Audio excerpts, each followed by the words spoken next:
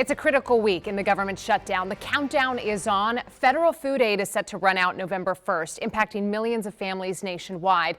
And despite the urgency, negotiations remain at a standstill. As the nation braces for cuts to SNAP benefits, local groups continue stepping up to help. And our Jess Arnold live in Navy Yard with the new effort that is underway today to support families feeling the pinch. Good morning to you, Jess.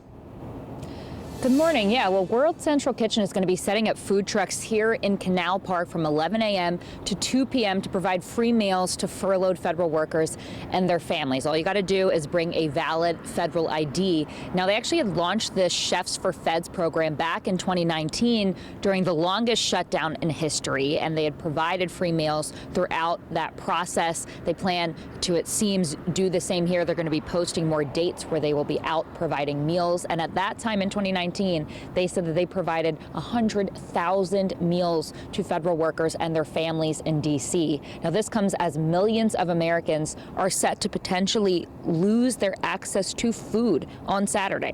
The U.S. Department of Agriculture posted this notice on its website saying Supplemental Nutrition Assistance Program, or SNAP, benefits will not go out on November 1st. The notice says, quote, "The well has run dry. We are approaching an inflection point for Senate Democrats. SNAP, or food stamps, helps about 1 in 8 Americans buy groceries. That's over 41 million people a month.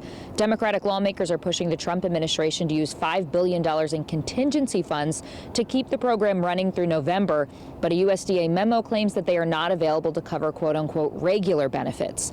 It also says that states that pick up the cost of providing food stamps temporarily will not be reimbursed.